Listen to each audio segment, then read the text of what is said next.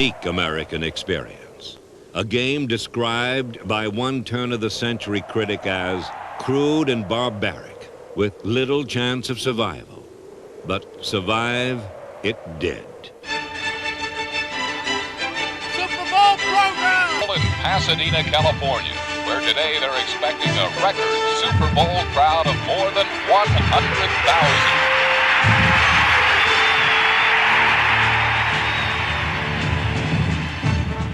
Thousands of men have shared in its growth, and many have played leading roles.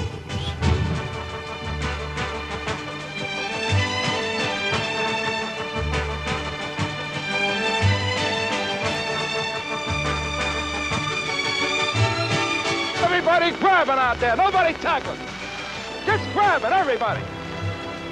Grab, grab, grab.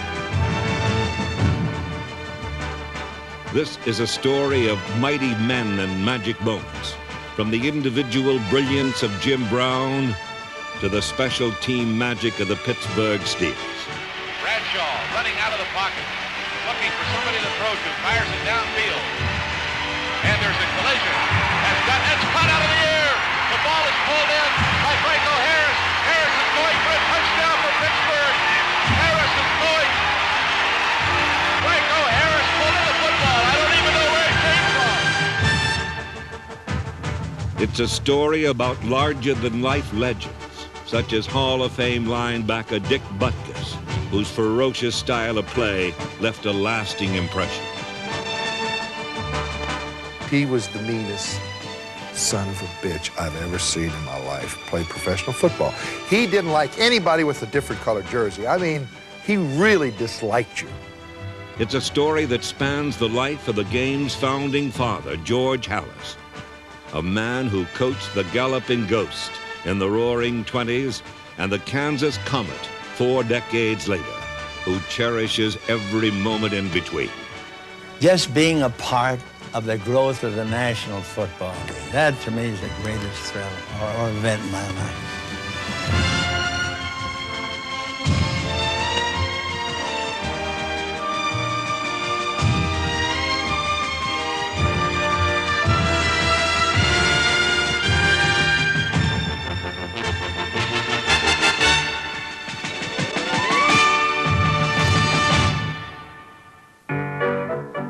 Pro football was not a full-time profession for the pioneers.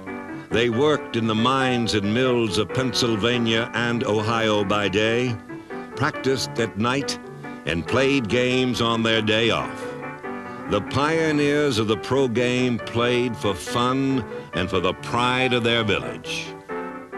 Their curious appearance belied a style of play that was as innovative and entertaining then as it is today. From this modest beginning, the game moved in fits and starts for some 50 years. That pro football persisted and grew is largely due to the men in the funny outfits, men who would scarcely recognize the look of their game as it's played today.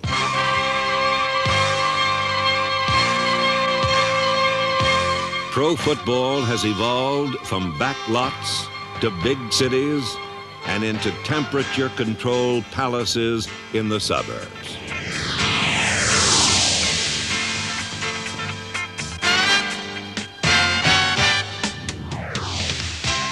The players of the 1980s may be bigger and quicker, stronger and faster than their forefathers.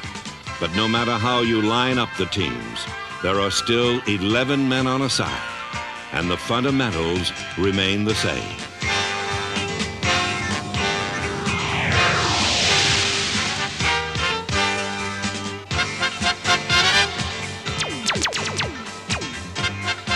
Today, professional football is played in the nation's largest cities. But at the turn of the century, the roots of the game took hold in rural America, where small-town rivalries were the lifeblood of the early pro game.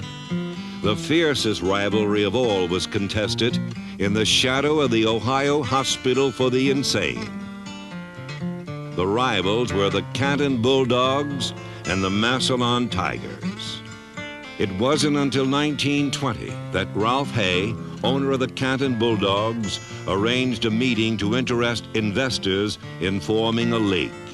Yes, this meeting in Canton on September 17th was held in the Hupmobile showroom in his automobile agency. And of course, there weren't enough chairs for everybody, so we sat around on the running boards of the Hupmobile cars. And in order to join this group, you had to put up $100 for a franchise. I think it's worth a little more than that now. But there was never a doubt as to what type of game we had. Despite its new name, the National Football League operated on a casual basis, and teams popped up and died from year to year. What the sport needed was a drawing card. In 1925, it got just that. George Haller signed Red Grange, the Galloping Ghost, and the Chicago Bears toured the country and capitalized on his name. But the prosperity Grange brought the Bears was short-lived.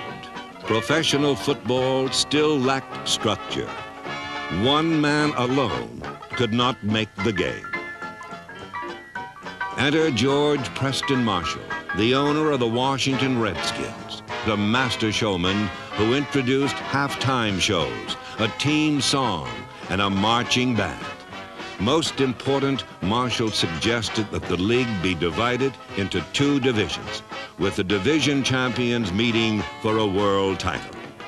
While George Preston Marshall provided structure for the NFL, a rotund man from Philadelphia provided leadership and stability.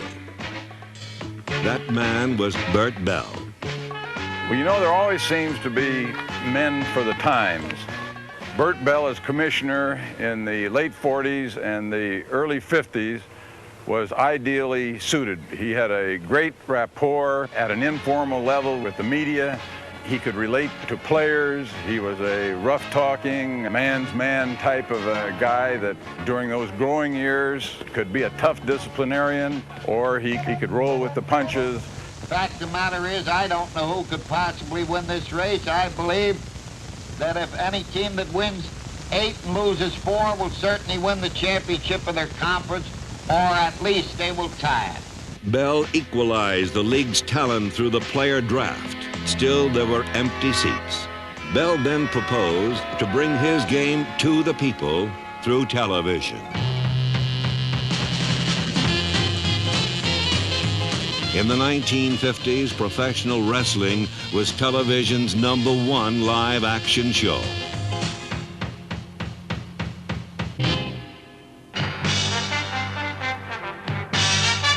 Bert Bell was the first to recognize that television could be a tremendous vehicle for pro football as well. I think the single most conducive factor to building up our game was the 1958 season in New York. The build-up in New York was unbelievable, and we're the seat of most of the national media, the advertising agencies, the sponsors.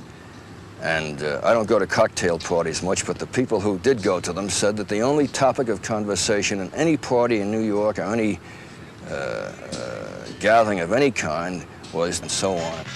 When 50 million TV viewers saw the Baltimore Colts win the '58 championship game in sudden death overtime, the theater of pro football opened for a long run. When the game was over, it came out of that second deck press box in Yankee Stadium, and there was Bert Bell. Bert was crying, and it was unusual to see, always tough to see a grown man cry. Bert was probably in his 60s, early 60s, and he said, "John," and I never forgot what he said, "I never thought I would live to see sudden death." Bert Bell, the man, was as unpretentious as any great figure I've ever met in American sports. And he loved football so much that he gave his life for the game, and he actually died at Franklin Field. In 1960, the league moved its headquarters from Philadelphia to New York, where a new commissioner realized the value of television. The biggest reason for the growth of pro football would have to be television. It made a tremendous economic change. It meant that the teams would be stabilized in their communities. We'd had, I think, 44 franchises fold or shift over the years until the big television occurred. It made us more of a national sport. I never thought I would see the day when our championship game would get over 100 million viewers. In 1969, television trained its eye on the rival American Football League as Joe Namath led the New York Jets to a Super Bowl win over the Colts of the established NFL. A year later, the two leagues merged. Today, 28 teams compete for the Vince Lombardi Trophy, and the Super Bowl has become an international event. It is Super Bowl 11. This 11th Super Bowl will be viewed in 41 nations around the world. Desde el Tazón de las Rosas en Pasadena, California, los Raiders de Oakland y Vikingos de Minnesota se Les Raiders d'Oakland, champions de la conférence américaine, et les Vikings de Minnesota, champions de la conférence nationale. FC代表, Oakland Raiders. C'est la confrontation tant attendue entre Kansas Stabler des Raiders et Francis Tarkenton des Vikings. Francis back to pass, throws a sideliner, picked off! It's going to be a touchdown! Willie Brown! He's going all the way! Since that first game in Latrobe, Pennsylvania in 1895, professional football has evolved through 87 years. That the game remains essentially the same is a salute to the founding fathers who nursed the pro game as it grew and who gave it the backbone it needed to carve out a lasting place in American sport.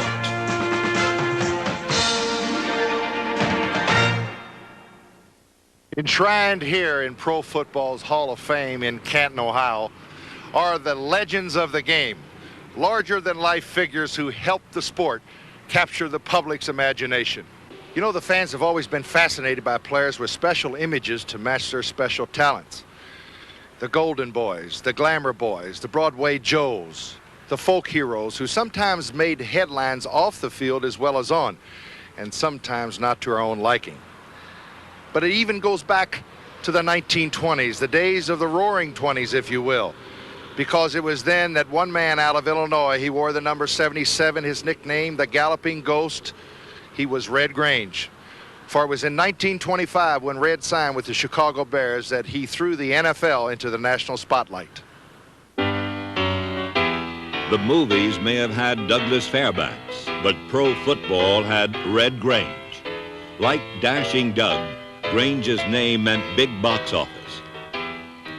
But Grange would discover that his was by no means a household name, especially around the #1 household in America.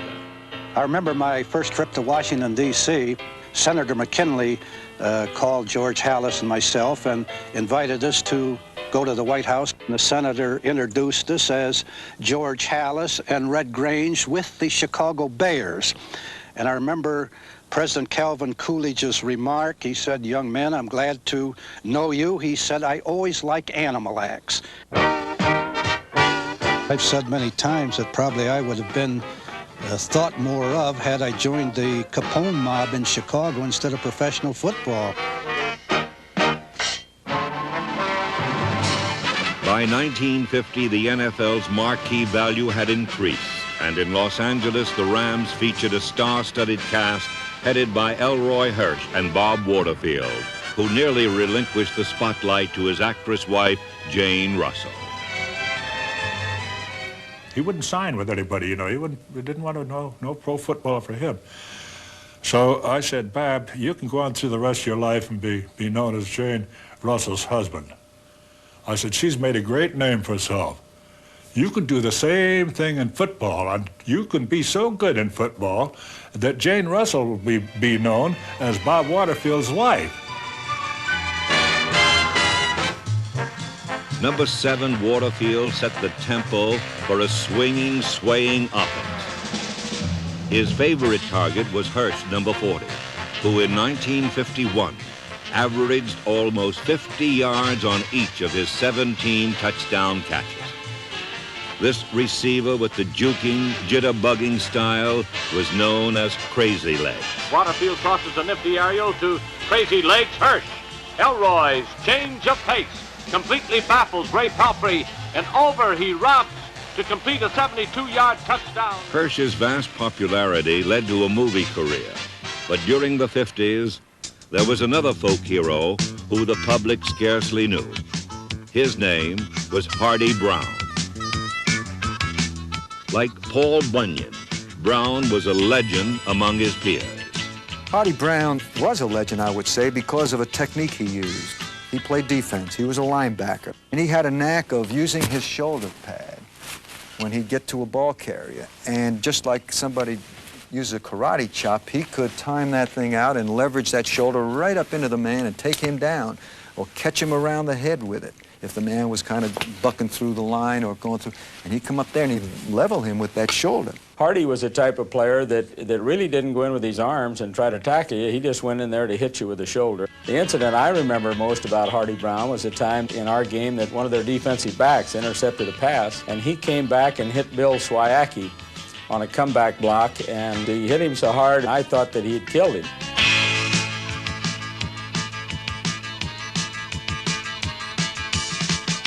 Brown's shoulder was a lethal weapon during a time when pro football was as wild and woolly as the untamed frontier. Every game was like a showdown at high noon. You see these westerns, you see guys have niches on their belts for guys they'd killed. Why, Hardy Brown had niches on his belt for all the jock straps he got. He put more people to sleep with a shoulder lick than anybody I've ever seen. I've seen Hardy Brown knock the helmet right off a player. Hit him in the chest, chin, boom. The player's feet would continue down. You would see him running like this, player up in the air, helmet off, and just spread eagle. Every time we'd play the Chicago Bears, Hallis would have the officials come in and inspect Hardy. Always thought he had a steel plate or something up on his shoulder pad. It was kind of like a Jack Dempsey punch. It didn't need but 6 inches. That's all it needed, and you went to sleep. One time in San Francisco, Hardy Brown had 21 knockouts. He knocked the entire starting backfield of a team out. These aren't exaggerations, these are truisms. The recollections of old pros are the main source for the exploits of the Bunyan-esque Brown. But by the 60s, pro football had become mass spectacle, and the fame of Bears linebacker Dick Butkus, number 51, grew under the spellbound gaze of millions.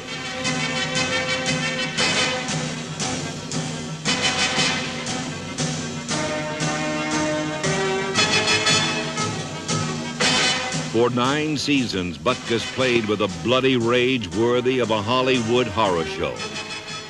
I don't go to the movies too often, but one particular movie that stands out in mind was with Betty Davis. I think it was Hush, Hush, Sweet Charlotte. I got kind of a charge when that head come rolling down the stairs.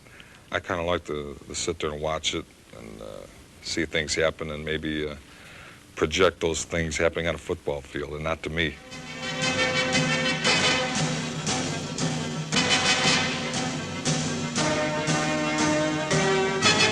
Butkus instilled in his foes a raw, primal fear. And for some, the image of this swooping monster still terrifies. Is there a place to hide around here?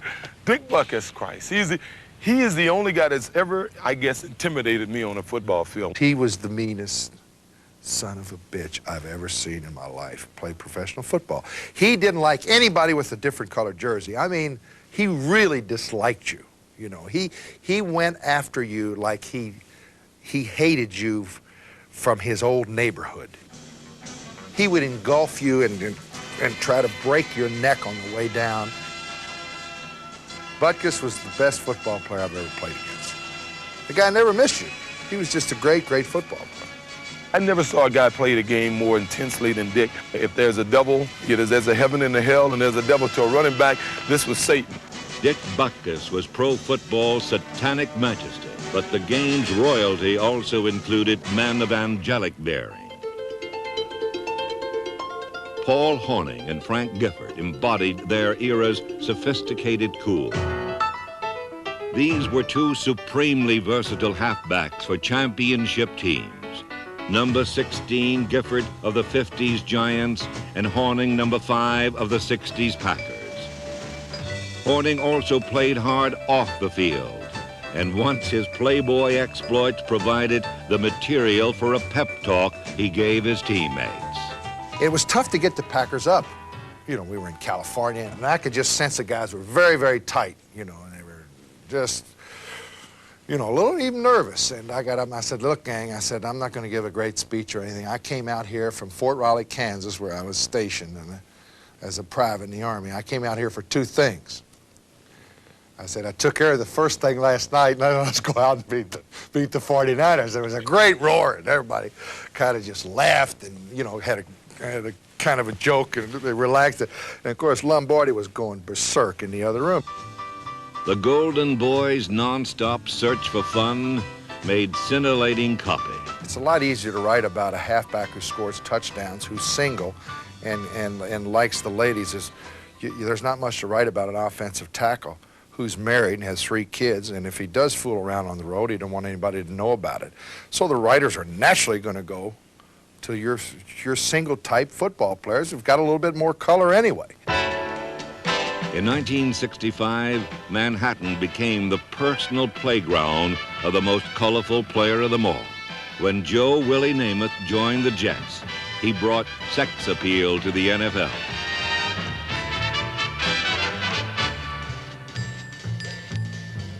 They tabbed him Broadway Joe for his forays into the neon night world of New York City. Sometimes they talk about drinking and conniving around with ladies and stuff.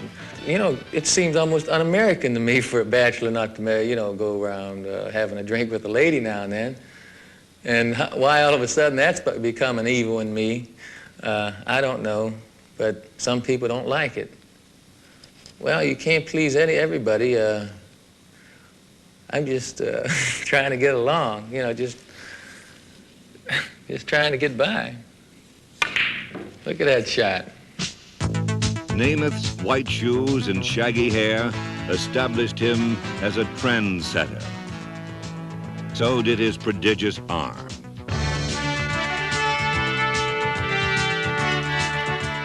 In 1967, Namath became the first quarterback in pro football history to pass for over 4,000 yards in a single season. Namath was brash, but he backed up his boasts with a rocket-launching right arm.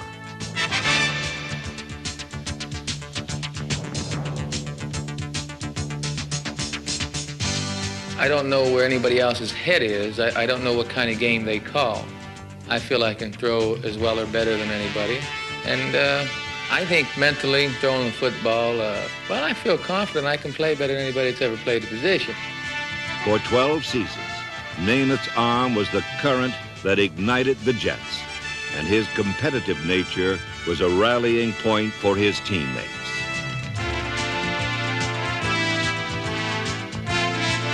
Despite his passing skills, Joe Namath will primarily be remembered for the many roles he played during his glittering career.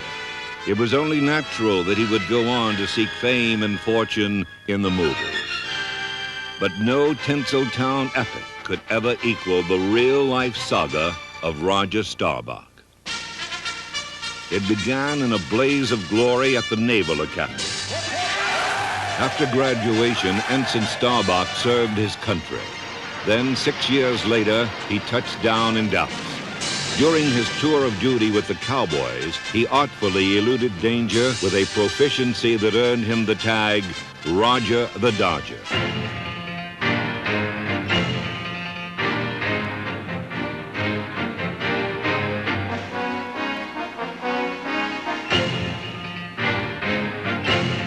At first, Staubach relied on the running ability that helped him win a Heisman Trophy.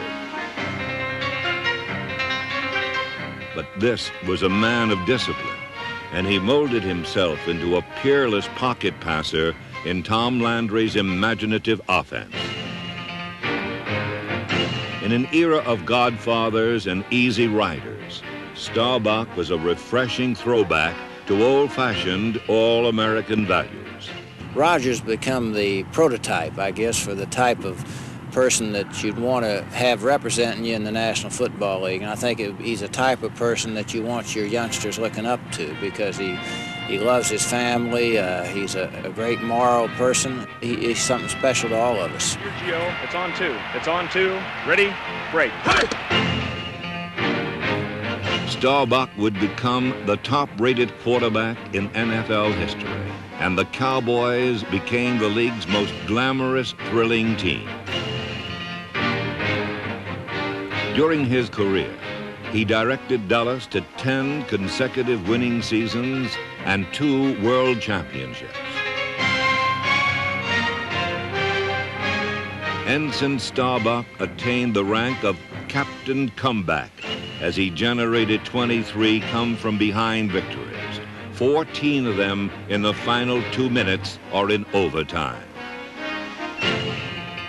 His resiliency was part of the right stuff that molds a hero. You know, the guy that they call a winner isn't someone that's going to win all the time. But man, when he's down, he's going to bounce back up with everything he has when he gets the chance, and he's going to be down a lot. Staubach's irrepressible spirit forged a 1975 playoff victory against Minnesota. Well, the Cowboys need a miracle, as we said. 2nd and 10. Cowboys from the 50.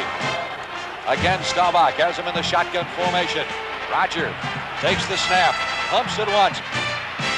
He's going long. Down the near sideline for Drew Pearson. Pearson makes the catch at the 5. Touchdown! Would you believe it? They had great faith in him. They never thought they were out of it as long as Roger was throwing the ball. He was something special. Special heroes like Roger Staubach. Their personal magnetism helped pro football attract cheering millions.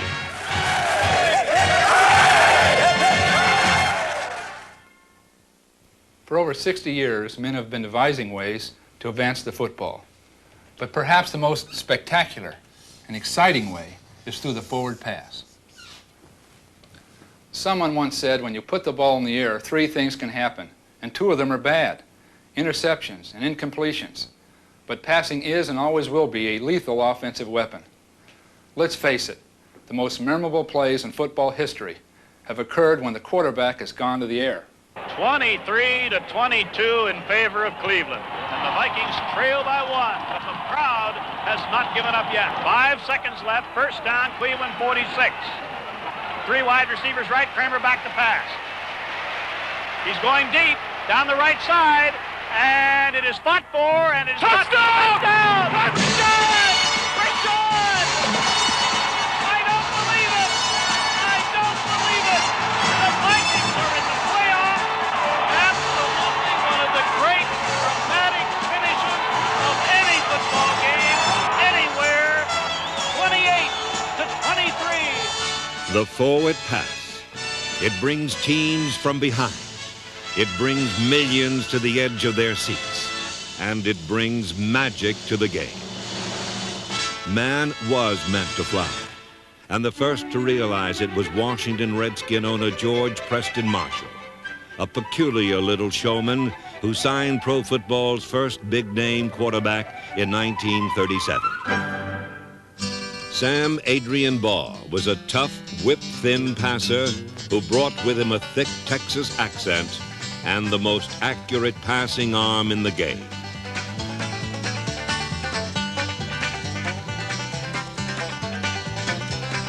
Baugh polished his passing skills by throwing through peach baskets. Legend has it that long ago, Redskin head coach Ray Flaherty was describing a pass pattern and concluded, "When the end cuts here, hit him in the eye with the ball." Just as one would guess, Baugh asked, "Which eye?" Baugh used the forward pass as a weapon in more ways than one. A boy was rushing me, and he was a good football player. That's what he was supposed to be doing, but he was hitting me with his fist as though he was hitting at the ball. He was coming down, and he was always catching me right in the face, and I didn't. At that time, we didn't have any mask on or anything, you know.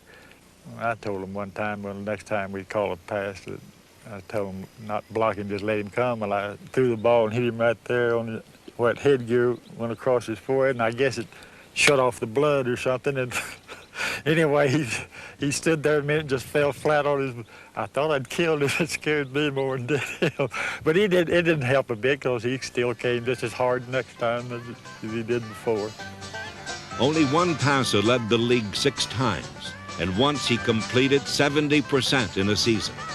He lasted 16 years, and his name was Slingin' Sammy Baugh. In 1946, a true champion quarterback joined the Cleveland Browns. His name was Otto Graham. I had the good fortune of playing with Otto Graham with the Cleveland Browns in 1948 and 49. And I honestly believe, of all the passers that I've ever seen, and there's been a lot of great ones, and it's tough to define, you know, who was the greatest, but his ability to throw the football at the proper speed and trajectory under the given circumstances was better than anybody I've ever seen. In other words, when he had to just drop the ball in, that ball just floated in there. You couldn't drop the ball. He threw what was known as a soft ball to catch. When he had to drill the ball, boom, he had the ability to do that. Graham's critics claimed that Automatic Otto was too mechanical. He lacked flamboyance, they said. But one dramatic fact remains. In every season from 1946 to 1955, Otto Graham quarterbacked the Browns to a league or conference championship. Graham used Paul Brown's system to become a winner. Norm Van Brocklin used his own. And if you didn't like it, he'd let you know. They had the most famous temper in the league. There isn't anybody that the Dutchman wouldn't challenge, and there isn't anybody he wouldn't fight if the challenge was accepted. He was tough. I recall many times Tommy McDonald would say, Dutch, throw me the ball, I can beat this guy. And he'd say, shut up, you little runt, keep quiet in this damn huddle. You know, and he'd put them right in their place. Van Brocklin's tongue was sharp, but his game was sharper. In 1951, he took the Rams to the title, once passing for a record 544 yards in a single game. The Dutchman became the first to lead 2 different teams to a championship, when in 1960 he had what many consider the finest season a quarterback ever had, leading the lowly Eagles to a world title. In 1960, Van Brocklin's arm made the Eagles champions. A year later, another man's mind made the passing attack what it is today. Take a drive corner, Lance. You know, coming in from a good wide position and starting right down that middle and then breaking it off and taking it to the corner. You'll lose him. You'll lose him. You'll lose him.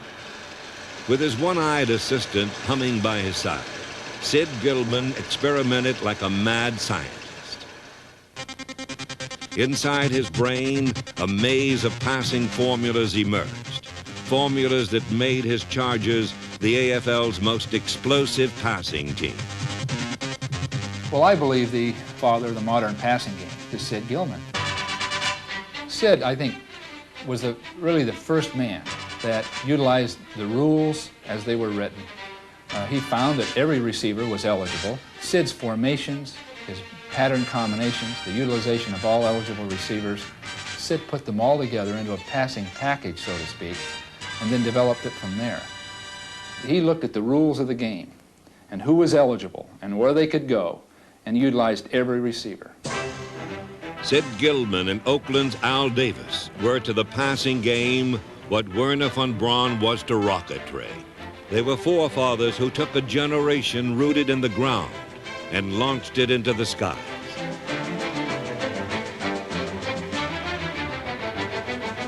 Men like Dawson, Hadel, LaMonica, and Namath transformed the blackboard arrows into scoreboard points. But over in the NFL came a phenomenon that lit up the scoreboard and sent opposing coaches back to the blackboard more than any quarterback ever.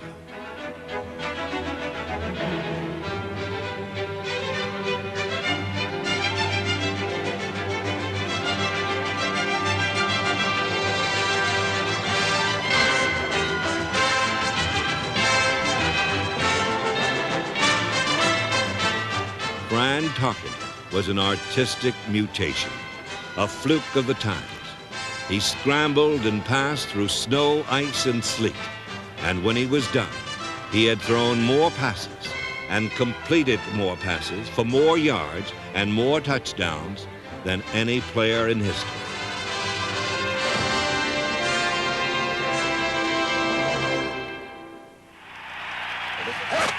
But in the history of the game, no one utilized the forward pass as expertly and daringly as the man in the high blacks from low-rent Pittsburgh. His name was John Unitas. Every time you thought they were going to run, he passed. Every time you thought they were going to pass, they ran. I remember calling 9 different defenses against him when I was playing with the Washington Redskins. He beat all 9 of them. So I got in a huddle and I said, does anybody have any recommendations? Not a guy opened her mouth.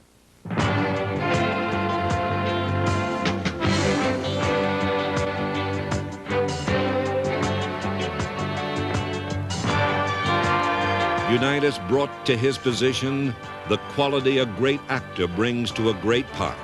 Clark Gable playing Rhett Butler, Errol Flynn playing Robin Hood. He put together a string of 47 consecutive NFL games in which he threw a touchdown pass, more than doubling the record. More than a quarterback, he was a leader, and it was his character rather than his ability that set John Unitas apart from the rest.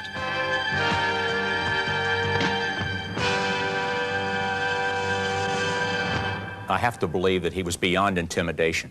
I remember vividly a game in 1960 with the Chicago Bears with just seconds left on the clock, and the Bears put on one of those violent blitzes that they were noted for.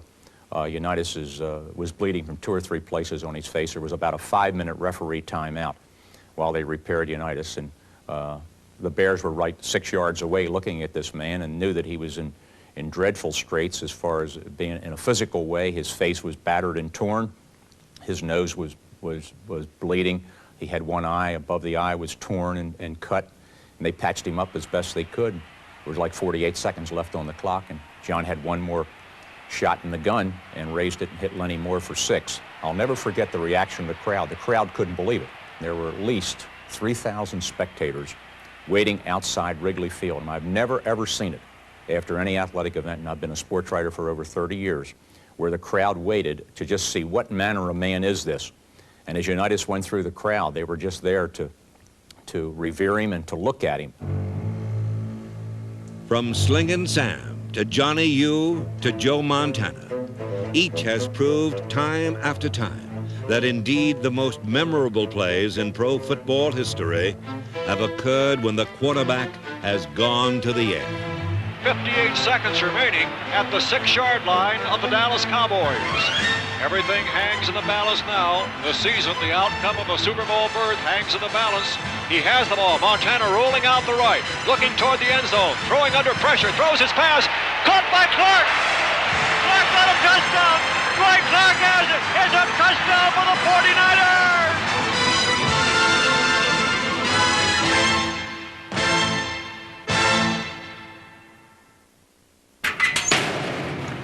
Conditions were not exactly first class in the 1950s. In locker rooms like this one, pro football players prepared themselves for games that were like atomic wars. There were no winners, only survivors. Hi, I'm Chuck Bednarik, and I played for the Philadelphia Eagles in the 1950s, years that were called the golden age of pro football. Pros like myself played football, not for money or glory, but for the simplest reason: the love of the game. The fabulous 50s, the Eisenhower years. A period when people took life and each other a little less seriously. A decade where the vision of America was tinted with optimism. Nowhere was this image clearer than in pro football. It was heroic, romantic, and nostalgic. The purest form of sport. Pro football became the new national obsession and burst into full flower in the 50s. For nostalgia buffs, the 50s meant fire wagon football, a merry-go-round of big plays, a circus of carefree and colorful performers. It was filled with magic moments and magical players. One half of pro football's all-time team played in this decade. Pro football in the 50s was not stylized or synchronized, but a wild game. A highlight film with all the penalties and mistakes left in. At the top, pro football bubbled like soda pop, effervescent and sweet. But beneath the surface, the game had a harsh, bitter taste. It was a rough, violent, often brutal sport. And you get into that sort of a cannibalistic feeling. All you want to do is go out there and, like I say, you just want to kill somebody. I want to get him, I'm going to kill him. Not meaning you're going to put him in the ground after, but you just want to kill a guy, boy. You actually froth from the mouth, and you're going to really put it to him. In the 50s, the meek did not inherit this turf.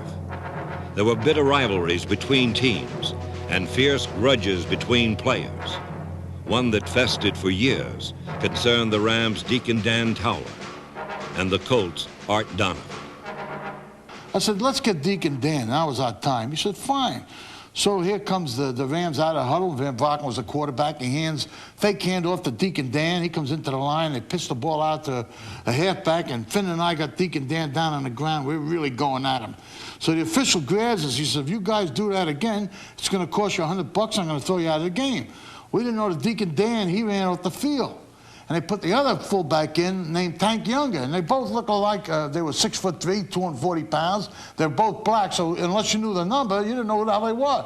Same play again, we got him down on the ground. Now, I got his nose, and I'm trying to pull his nose off his face, and Finn's banging on the back of the neck. So all of a sudden, from underneath the pile comes, hey, he says, leave me go. He says, this ain't the Deke, it's the Tank. We had the wrong guy. Players like Art Donovan could find something funny in a broken leg. They were undeniably violent, certifiably tough. I lost 6 teeth on one play when I blocked a punt. He kicked me in the teeth and knocked all my teeth out. And I vividly remember that because I was looking on the ground for my teeth. And everyone was yelling, get in the huddle, Bob. You know, it wasn't get off the field, Bob. You know, get in the huddle. We don't want to call a timeout. Number 79, Bob St. Clair of the 49ers had a caveman aura, but he was no brainless brute. At 6'9", 270 pounds, he was a massive blocking machine. St. Clair credited his great strength to eating raw meat, an eccentricity which earned him the nickname, the Geek. We used to go out and shoot doves, and it was all illegal, you know, in season and so forth.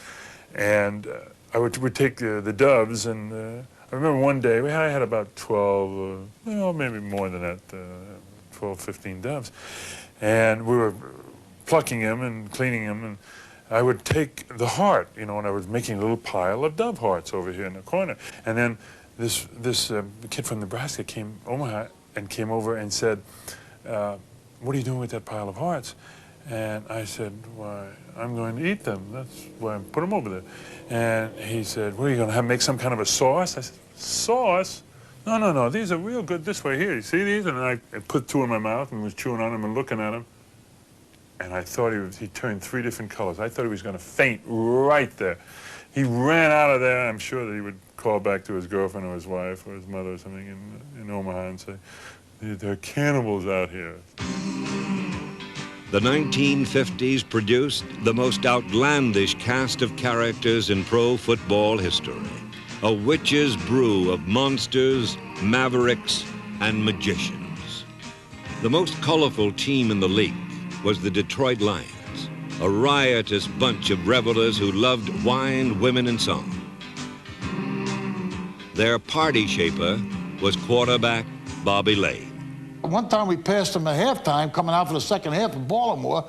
I said, Bobby, how you doing? He breathed on me. I said, Jesus, is that from last night? He said, I had a couple at halftime. So, you know, he was a character, but a great football player, tough guy.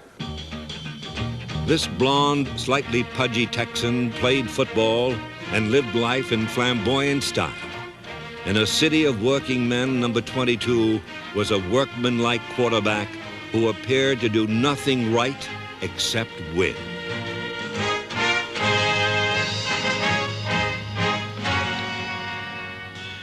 I did do some things that I do regret now. As I always said, I went in the front door. I didn't sneak in the back door. It hurt my family some. That's the only thing. The publicity.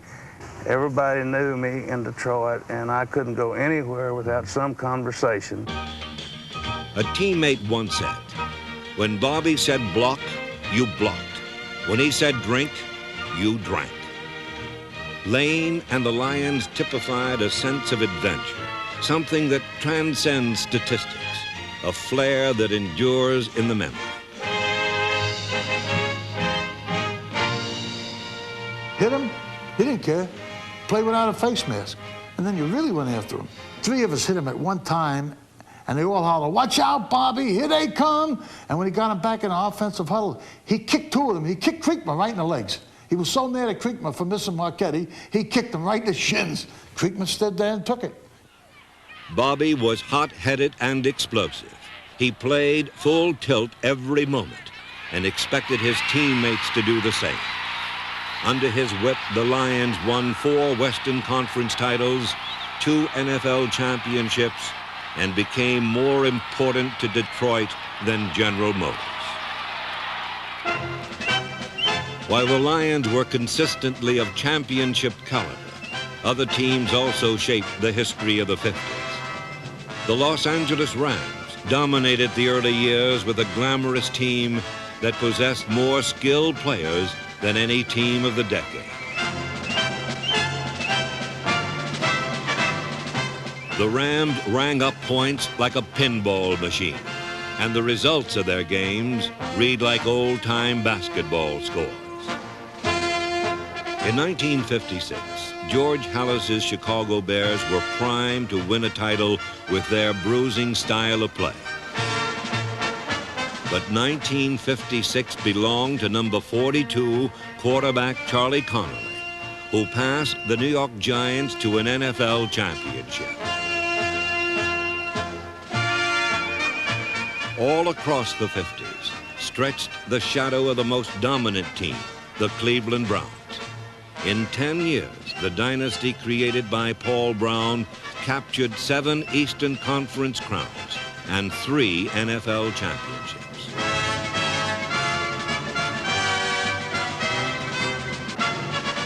While the Browns were a model of excellence, a history of failure had marked the Baltimore Colts. The 50s Colts were victims of bad breeding, sired by the sad sack Colts of the late 40s and the dreadful Dallas Texans of 1952. These Colts were a bad seed. They were a collection of oddballs, a team with little character, but many characters. Don Colo, Sister Overno, Y.A. Tittle, and myself, we were roommates. So we had a big shower in this big bathroom, and we locked the shower stall door, and we filled up the shower all the way up to maybe about 6 foot. And we went over the top from the glass, and the 4 of us are in there. We were all, you know, bare, swimming around, having a good time, and somebody hit the latch, and the damn door opens up, and maybe 100 gallons of water goes all over our floor and down the next apartment house, and the ceiling caved in. And you know how to pay for it. Tittle, we didn't have any money. And he was the only guy making any money, and from that day, he would never speak to us, really. He was tighter than a clam with lockjaw. Head coach Weeb Eubank rebuilt this laughing stock of a team by drafting sure shots or taking chances on obscure college players. Tackling fullback Alan Amici, number 35, proved harder than knocking a tank off its tracks. And there was no defense against the acrobatics of Raymond Berry. The Pony Express began to roll in earnest when a racehorse named Lenny Moore became their number 1 draft choice. Wild number 24 added a new dimension to the offense it was another eager rookie that made the dramatic difference.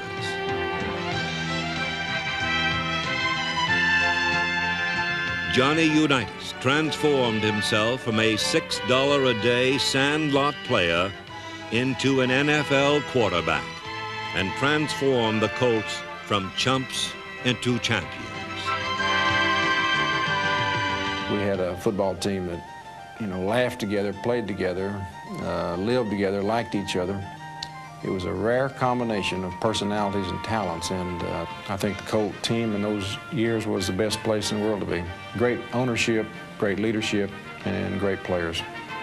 Baltimore won an NFL championship in 1958 and again in 1959 when they defeated the New York Giants. This marvelous team, which included 7 Hall of Fame members, crushed the Giants 31-16 to close out the decade. By the turn of the decade, pro football became part of the American culture, and the fabulous 50s will be remembered fondly for those monsters, mavericks, and magicians who played their sport with abandon, with delight, and with a touch of class. Pro football has come a long way since the days of Red Grange, but in many ways, the game has hardly changed at all. Vince Lombardi may have stated it best. He said football was first and foremost a running game. Coach Lombardi was right. The run remains the game's most basic weapon. A long run, well, it entails all the things that the game is about. But the fascination doesn't lie in the strategy of running the ball, but rather with the artistry and elegance that go into it.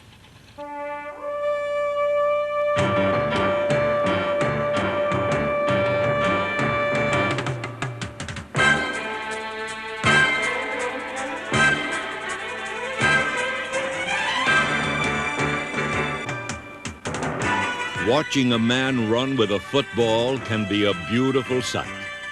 You are witnessing an expression of style so intensely personal that no 2 men do it alike. Running to daylight is an art form, one that counts as many variations on a theme as there are runners.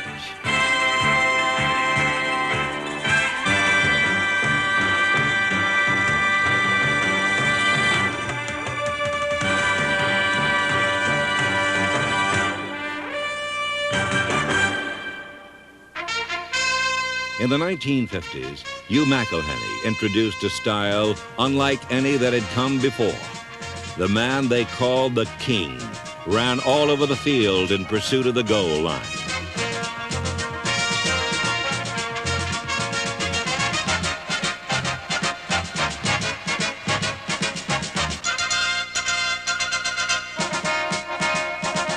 With his open field excursions, McElhenney generated an electricity previously reserved for politicians and movie stars. A decade later, Gale Sayers outdid even the Magnetic King as the most sensational running stylist of any period. Gale Sayers was an insane runner. You know when he was running the ball, you wouldn't even look at the guy who was immediately in front of him because you knew that guy was history. You'd be looking at the guys who were coming up on angles on him because he was always running so far ahead of the immediate guys around him. It was incredible. Although Sayers and McElhenney expanded the dimensions of the runner, they were merely branches in the evolutionary tree. The roots were planted in the 1940s with Marion Motley and Steve Van Buren. Van Buren, number 15, was the bridge from the early days to the modern. He showed beyond any doubt that a runner could be the main weapon in a pro offense.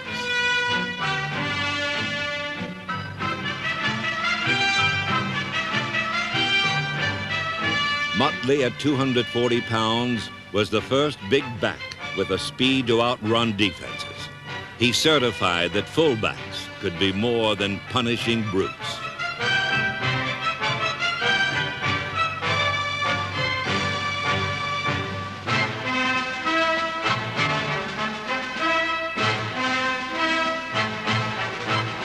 Dominant fullbacks characterized 2 of the NFL's greatest teams. In the 1960s, Jim Taylor powered Green Bay to 4 championships.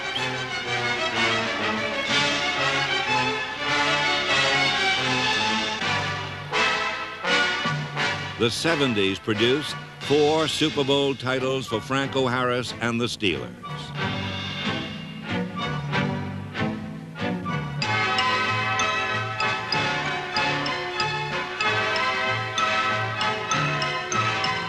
Consistency and durability distinguish Harris's 11-year career. But for quality over an extended period, no back can touch Joe Perry.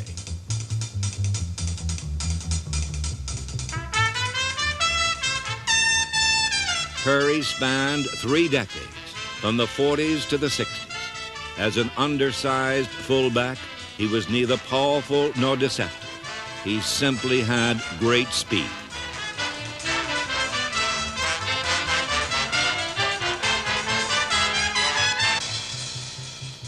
Another speedster helped make the 50s a decade of change. Number 33, Ollie Matson, an Olympic gold medalist, added versatility to the role of a running back.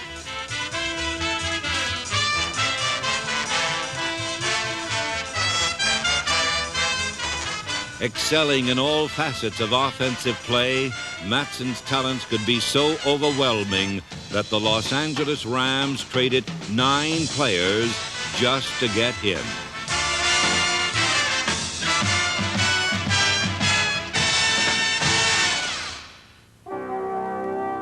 Matson's all-around skills and McElhenney's elusiveness marked the 50s.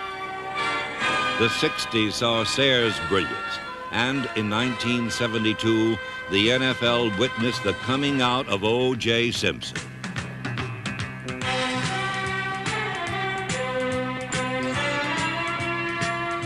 The great running back will run 2 or 3 players beyond the immediate player, especially in broken field situations. And as I said, it's, I don't know if you call it ESP or what. I used to say, I've reached that state of clear. I used to turn the red and say, I'm there. I can see everything, just give me the ball, I want to go.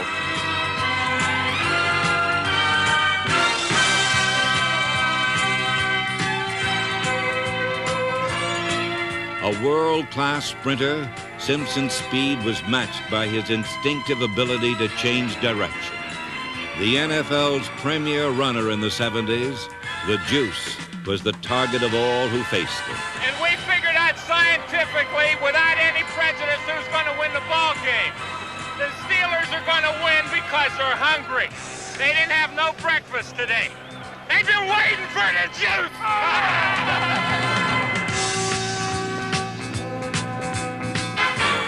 No defense could touch the Juice. And in 1973, Simpson ascended to a level of greatness previously unthinkable. O.J. running left. O.J. 5 more. There it is. They did it. Yeah. I just wonder if the 3 of us at this moment fully realize what it has been our great privilege to watch O.J. Simpson run for 2,000 yards in one season. That last game was not quite over, and I went into the locker room. I've never felt like that. I can't recall feeling like that any other time in professional football. Simpson inaugurated a new era. Payton, Dorsett, and Campbell followed. Walter Payton embodies all styles. He is at once swift, elusive, and physical.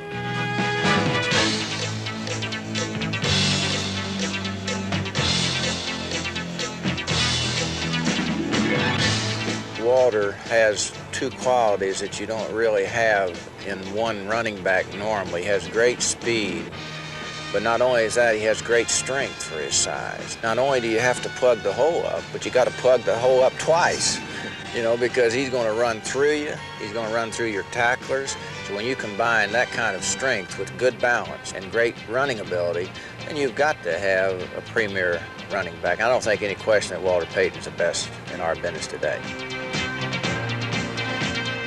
That same claim may be made on behalf of Earl Campbell. Campbell, like Payton, runs over people.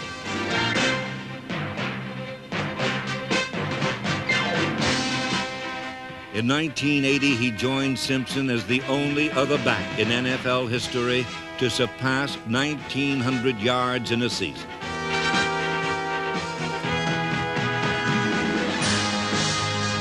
No small back in football can touch Tony Dorsett.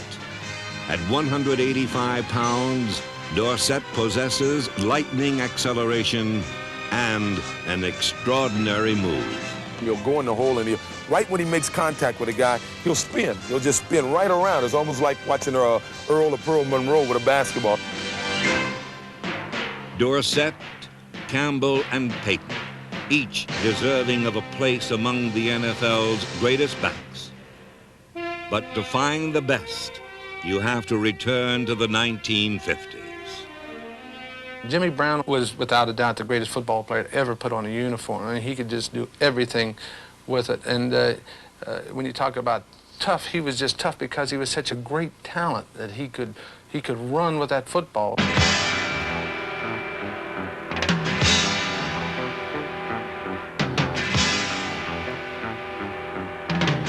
Jim Brown played 9 seasons with the Cleveland Browns, leading the NFL in rushing in 8 of them. He is the only man to average more than 100 yards per game for every game he played.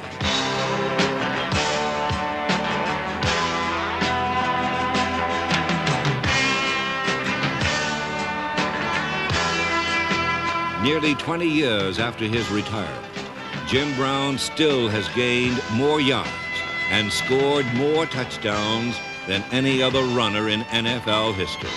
When we drafted him, I thought he was going to be a great back. It turns out that, for my money, he's the greatest running back of all time. He recognized my talent, recognized my speed and quickness, and after one exhibition game, he decided I was his fullback. He told me that, and he must have knew a little bit about me because that was what really inspired me. All he had to do was tell me that I was his man, and I would then do the rest of the work.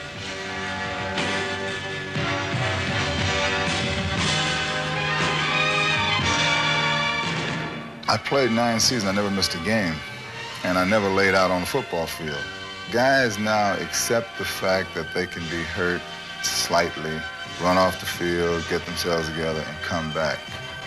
I might not have the greatest ability of everybody, but the one thing that stands is that when it was time to play, I was there. As pro football strides resolutely into the 80s, Jim Brown remains the greatest runner in NFL history.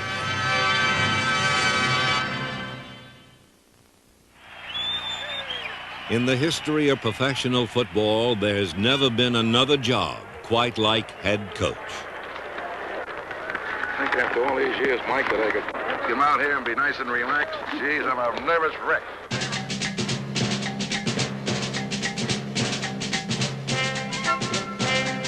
Since the game began, he has been the man behind the men, a spectator to his own fate. Ah, mouth at 20, you couldn't cover me.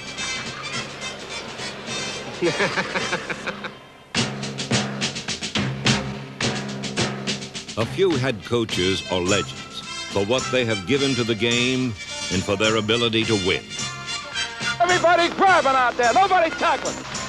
Just grab it, everybody. Grab, grab, grab. Most, however, never become more than the answers to obscure trivia questions. What are you gonna do? Every time they get the ball, they're gonna score here? Gee, somebody do something. This fascinating assortment of tyrants, technicians, and teachers all share a common curse and blessing. You're only as good as your last game. If we die together. You can get it done. You can get it done. What's more, you gotta get it done. 45! Most are motivators, but only a few head coaches are innovators.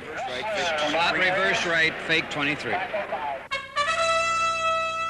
Perhaps the greatest was Paul Brown. His use of academic discipline enabled his Cleveland Browns to win the NFL championship in their very first year in the league in 1950. No other man has, to his credit, so many improvements in planning, equipping, and teaching. And most of his waking hours were spent devising new stratagems for the game he loved. Well, he had always called plays by alternating offensive guards. Then he got the idea to put a radio in the quarterback's helmet. And first time we tried that was in a preseason game in Akron, Ohio, against Detroit, I believe. And pouring down rain, lightning all over the place, and I figure I got this lightning rod built into my headgear here, you know, and I didn't know whether I was going to make it through the game or not. And you felt like an idiot with the thing because it was an antenna, and you would have to turn like that. So I'd have to stand outside the huddle going like this, you know, until he came in loud and clear. Over 40 of his former players or assistants have perpetuated Paul Brown's coaching influence. One was number 65, former Messenger guard Chuck Noll. As head coach of the Steelers, Noll was the first to win 4 Super Bowls, while another former player, Don Shula, led the Dolphins to an undefeated season in 1972. Weeb Ewbank taught the pro passing game to Baltimore's John Unitas and New York superstar Joe Namath. He was also the only coach to win a championship in both the American and National Leagues. Weeb, I think a lot of times would rather have a good weigh-in than win the ball game on Sunday. He was fanatical about the weights, you see. And he'd always, on Friday after we'd weigh in, he said, well, I haven't had a chance to digest all the weights, but he knew who was over, you know. Weeb was the type of guy, he was a spy in the Second World War. We never had to worry about Russia. He would have screwed Russia up so bad, they would have surrendered, or the Germans would have surrendered before we even got across the English Channel. I really mean it. If Ewbank was a spy, then George Halas was the game's 5-star general. One of the first head coaches starting in 1920, Halas led his Chicago Bears for 40 years. Easily the NFL's longest tenure. Halas schemed, raged, and plotted a course for his club and professional football. He was the Papa Bear, and no other team so clearly reflected the personality of its head coach. Here comes a knock on the door in the trainer's room, and it's Papa Bear. And the equipment man answers the door. He said, yes, Coach, can I help you? He says, yes, I'd like to speak to Coach Lombardi. It's very urgent. Now, this is 5 minutes before the game, and he walks in, and here are the 2 coaches by themselves. He says, yes, Coach, can I help you? And he says, yeah. He said, Vince, I just want you to know you better have your team ready because we're going to kick your ass. George Halas is the NFL without any question. Halas won his first NFL championship when Woodrow Wilson was president. His last when Lyndon Johnson was in office. 7 in all. He was also an inventive technician whose most influential brainchild was the alignment that led pro football into a new era. The age of the T formation. In the 1940 championship against Washington, Chicago's T formation created the most lopsided win in NFL history. Halas's T spread out and opened up a game previously dominated by defense. Defensive strength had first been emphasized by New York Giant head coach Steve Owen during the 1930s. 2 decades later, in 1958, the Giants won 3 straight games without scoring a touchdown. All of a sudden, people were booing the offensive team because they weren't doing anything. And so in order to keep the offensive team from getting booed, they started introducing us from the defensive unit. And 63,000 fans gave us standing ovations. So it caught on around the National Football League that the defensive team got their due credit. The architect of this defense was a young assistant coach named Tom Landry. I guess my background was such that I was kind of analytical. I had an industrial engineering degree, and everything I saw was really in coordinating people. When I became the player coach of the Giants in '54, we went completely to the 4-3 defense, and from that time on, we tried to perfect 4-3 defense. Landry's 4-3 revolutionized modern defense, and when he moved on to become the head coach of the Dallas Cowboys, he designed many multiple offensive schemes to undo the defensive principles he had pioneered.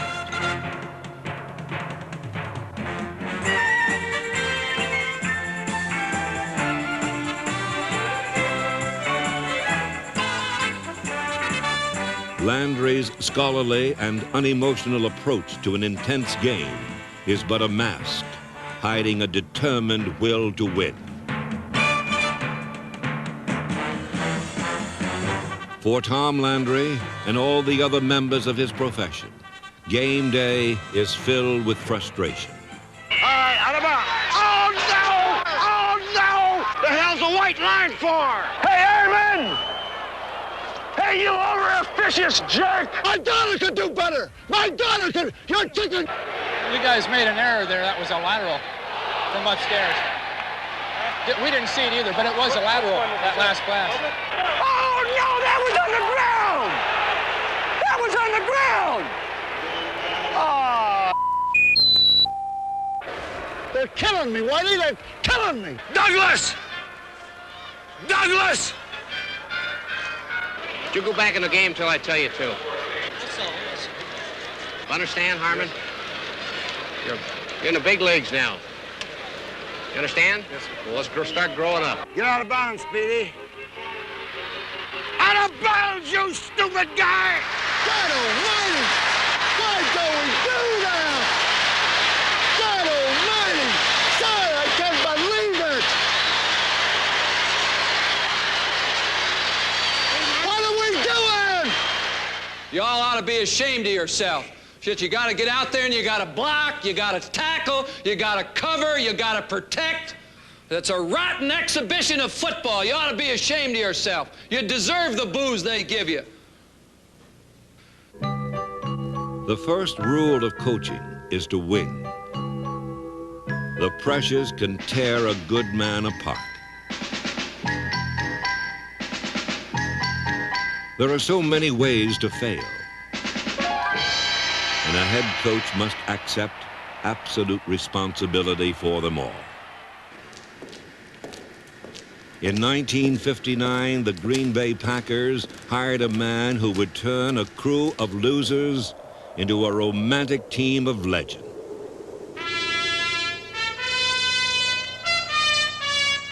After 20 years of being an assistant, Vince Lombardi had become fascinated with the intricacies of how an X on a blackboard became a human being on the field. If you look at this play, what we're trying to get is a seal here and a seal here, and try to run this play in the alley. Star takes, hands to Taylor. Sweep to the left side, he's got the block, he's at the 5, cuts into the end zone for the touchdown. He was a man whose presence changed other men. When the Packers won their very first game under Lombardi, they started a post-game ritual that would last for nearly a decade. We were so elated and so excited to having won this first game for our new coach that we just sort of swooped him up on our shoulder. In a sense, Lombardi never touched the ground again.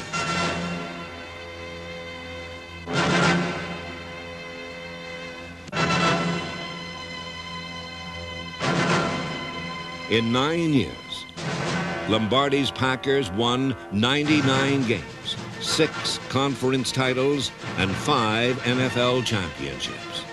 Despite this success, neither he nor his team of famous names and faces ever lost their appetite for achievement.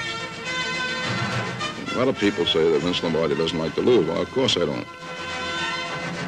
Anybody who has the idea that just to play or just to take part, and that's all that's necessary, I think he's in the wrong business. I think championships are there to be won. You should win as many as you can, and every time you go out there, you should try to win. What a demolition! Hey, it's supposed to be a hell of a defensive club. It didn't look like it to me. All the way down, about 70 yards. Vince Lombardi never coached a losing team, and few equaled his ability to motivate. Every single day, he would talk for 5 to 10 minutes. And it was fantastic every single day. Here we go, here. He would motivate you every single day of your life. Be proud of your profession. It's a great profession. You be proud of this game, and you can do a great deal for football today. Great deal for all the players in the league and everything else. Go out there and play this ball game like I know you can play it. Lombardi. The name itself speaks of duels in the mud and snow, of a simple, basic approach to football executed perfectly. It was said that there was no magic in Lombardi's methods. That may have been true, but there certainly was magic in the way his team performed for him.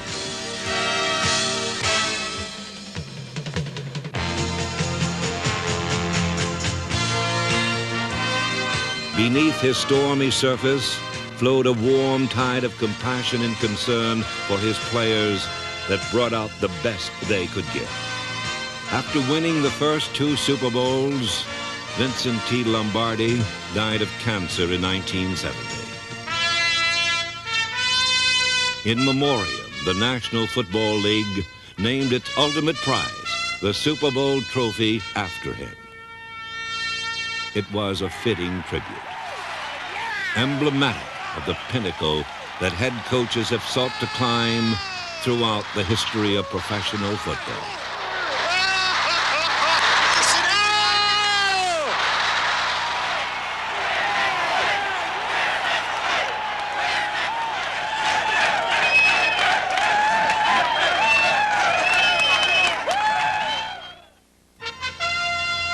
Individual stars come and go in professional football, but team achievements endure through the ages.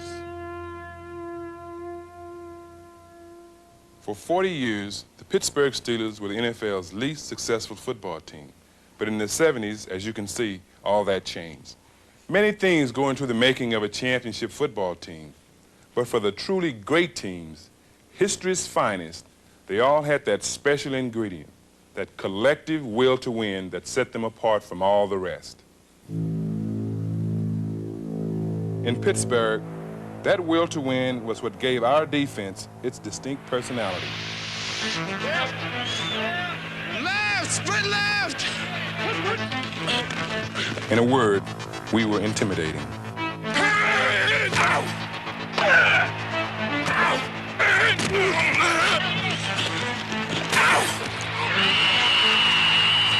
Winning through intimidation, a formula that served the Pittsburgh Steelers well. Of course, intimidation is nothing new to pro football. Under George Halas, the Chicago Bears won 8 world championships with the most fundamental methods. They intimidated teams. And when I say intimidate, that means make you quit. They intimidated you. And of course, you had somebody on the sideline, too, by the name of George Halas, and he intimidated everybody. The other players, he intimidated the officials, and that's the kind of a team it was. They played football with a flair. I mean, maybe it's Mr. Halas's flair of bullying you a little bit, but the game was colorful. Halas's Bear teams were called many things.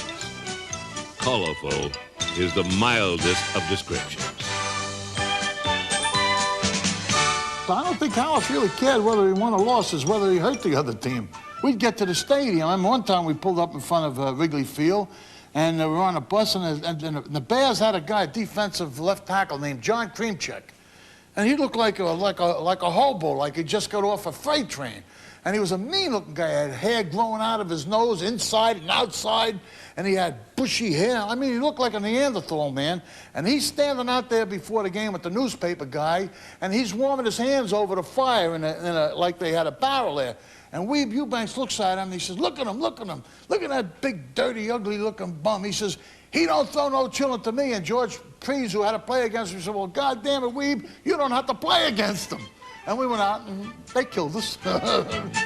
George Halas's Monsters of the Midway, one of history's finest teams, and always very colorful.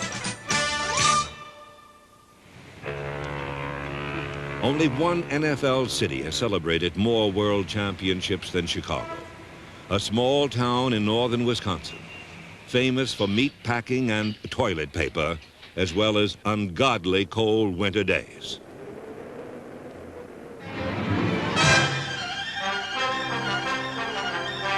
In December of '67, on the coldest day in NFL history, the hardy citizens of Green Bay, Wisconsin, watched their Packers do what no team had ever done. Bart Starr coming over to check with Coach Vince Lombardi. 20 seconds remaining in this football game. The Packers inches away from something that has never before happened in pro football history. a third straight NFL championship. The Packers come out of the huddle.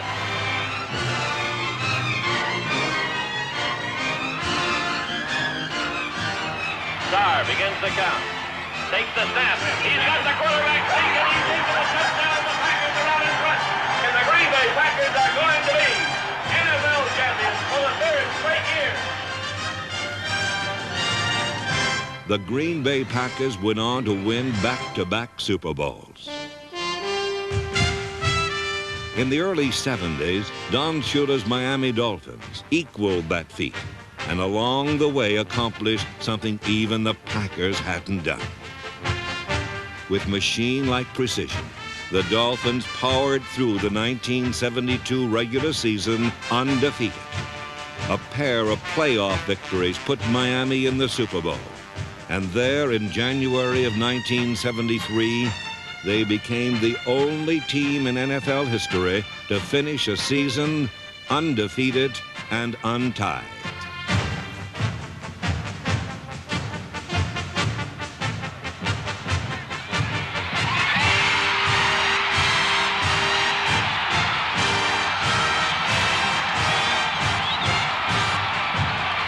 Don Shula's Miami Dolphins achieved perfection. But before the decade was over, another Florida team would do likewise. Of course, the Tampa Bay Buccaneers' perfect season was anything but. So inept were the 1976 Bucs that even head coach John McKay voiced his amusement. Well, these guys are almost gutless, and the ones that aren't that are brainless. We have to kick a damn extra point if we get in there. We haven't made one yet. We haven't even blocked anybody yet. The 1976 Bucs were the only team in modern history to lose all their games. And blocking was not their only problem. Can't stop a pass or a run. Otherwise, we're in great shape. There are a hell of a lot of careers going to end Monday.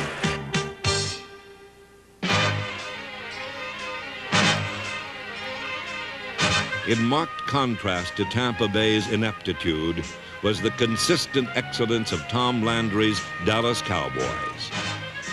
In Dallas, superior athletes execute innovative designs.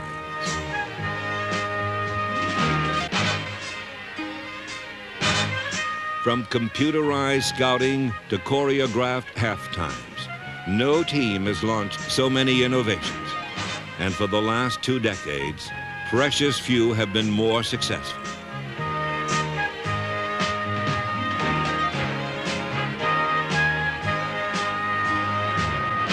They have been called America's team, and since the mid-60s, only one other team in America has won more often. The Raiders, pro football's black sheep. The Raiders' stranglehold on success is due to many things, one of them being toughness.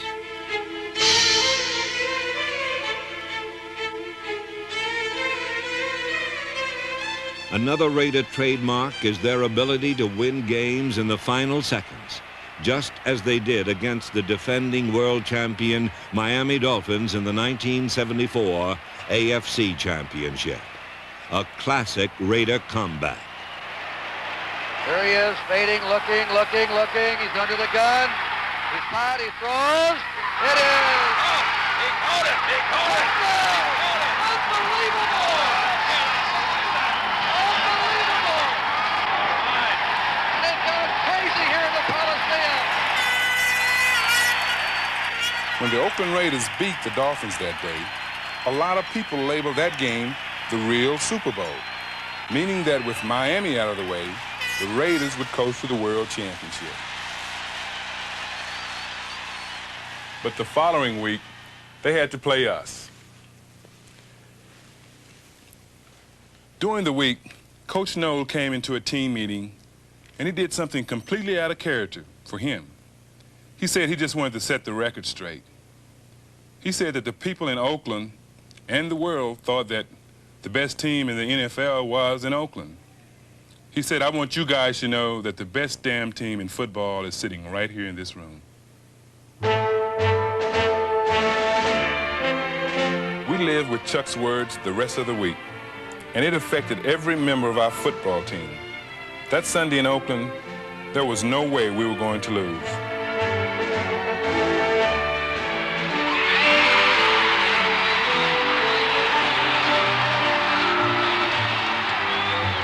The Pittsburgh Steelers were on their way to becoming the team of the decade.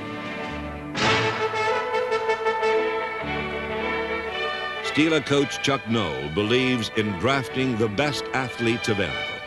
And at times during the 1970s, it appeared Noll had acquired them all.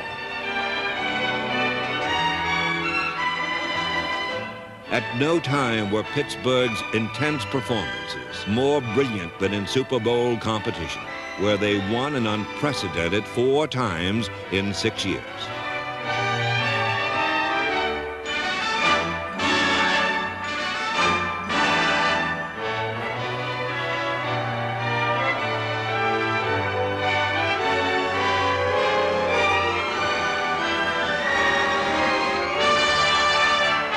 The greatest teams, the wildest dreams, the legends, the heroes, the names. Runners with style, passers with guile, coaches who led them to fame. Yes, each gave his all to pro football, to make it the greatest of games.